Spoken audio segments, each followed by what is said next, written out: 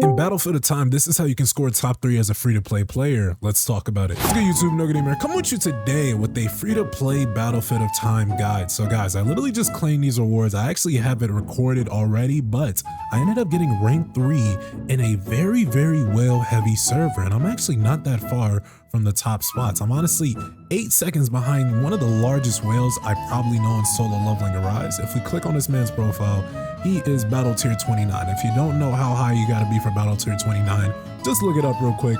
Honestly, this guy's honestly insane though. He has 46 logins. He's doing, insane numbers on power destruction. I just want to show you guys maybe one of his power destruction runs to give you guys an idea of how crazy he is. This is what he's doing on the neutral dragon, putting up almost over 300 million. We're not even doing that on our free-to-play, so he's definitely like a megalodian. Anyways, the premise is that in this whale-heavy server, we're getting number 3.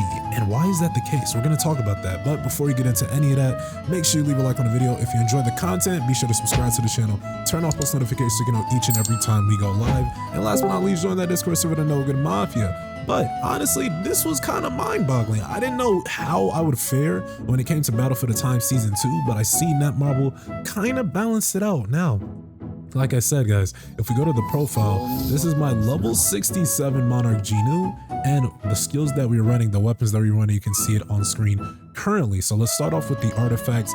I'm going with a half Black Lion, half Curse set, all plus 20, and then a half B set, half Red Eye set. Now, to be honest, B set's probably not the best thing I could run here, right? If I wanted to honestly break my record, I could probably go V set here, but I'm gonna show you guys my personal tactic. So if you have something similar to what I'm rocking, definitely give it a go, because you might not be surprised. But we are gonna go ahead and sub in the V set because the B set's not gonna help too much there. Now, what's gonna be big here is probably these 2 weapons that I'm using, the Grimoire and the Scythe.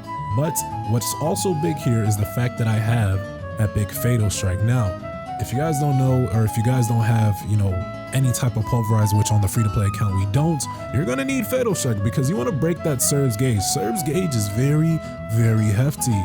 And then as far as the skills we are equipping, we're equipping rare armor break and then the epic death dance that you get for free. And yeah, honestly, and then you can see the upgrades here. This one's level 5, and then this one is level 6. So even if I wanted to upgrade this a little bit more, it's just gonna do, base damage, not really break damage.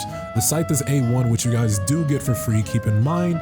And then my Grimoire is level 99. Don't ask why, I just like keeping it at that. It looks pretty cool there. And then as far as the shadows, we have the Elite Egress, we have Common, Baruka, and Tank. And honestly, we probably don't even need Tank because I don't think Cerberus is going to freeze. So we might even put up a better time trying to explain it. And then we're also running Mono Rampage and Boss Slayer. So guys, let's get straight into this.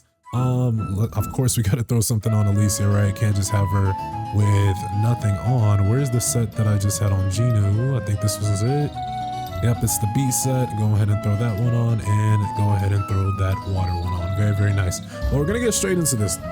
Now, what I found to be my best tactic is just going straight in the middle, just waiting for them to kind of group up, summoning Alicia one way, using armor break the other way, and then I can sometimes use my Shadow Scythe, and the Shadow Scythe is very, very movable. As you can see, I got 9 out of 10 bosses there, so that's an easy retry. We're not going to dwell on that too long. If you don't get all bosses with the 2 freeze moves, and then the armor break, and then the Scythe, then go ahead and just retry it. Honestly, you never know what might happen, right? So let's go ahead and try that once more. Try to get all of them, boom. And then on this next boss, we're actually gonna get a shadow step going. So I'm gonna shadow step him. I'm gonna summon supports. Doesn't even look like the shadow step just registered. That's insane. But it's fine, honestly. I guess we can save the shadow step for Cerb. It really doesn't matter. It's not bothering me too much. Let's go ahead and try to kill. Nah, that's like 11-second difference. We might have to retry that. But we probably want to show you guys the more optimal way to do that. You don't want to do that. So let's try once more. Like I said, guys, you likely want to get the shadow step on the sub boss and then kill with the Grimoire and summoning supports. So let's go ahead. Well, I actually got 9 out of 10 there. So in some cases, you might not even need to use the Scythe, but again, it's all in the RNG, right? It's all in what area you're facing in, what Alicia hits, what you hit.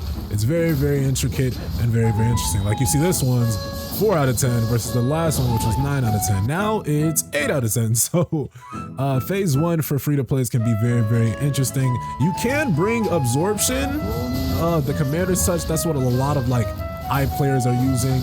And honestly, I suggest it, but as far as trying to break that serve gauge as fast as possible, honestly, I prefer personally, and I'm just gonna say it again, I personally think the best method is going with, you know, 2 break skills for serve, because how else are you gonna break if you likely don't have pulverize, whatever other skills you need?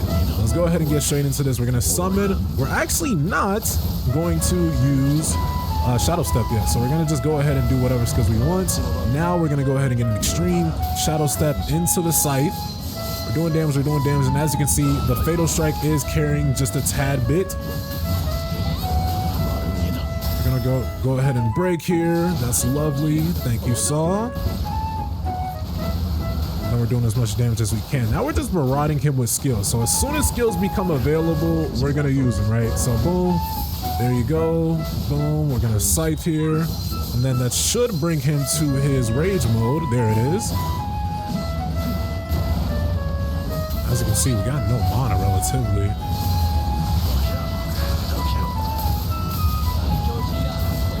Then we're gonna get a Shadow Step.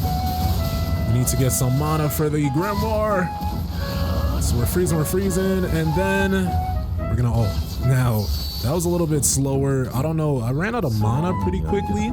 And as you can see, we're just barraging him with various types of attacks. That's a little bit slower though, but it's a minute 37. So it's honestly 3 seconds worse than my best time. Now, of course, we're going to attach my own good time. As you can see here, boom.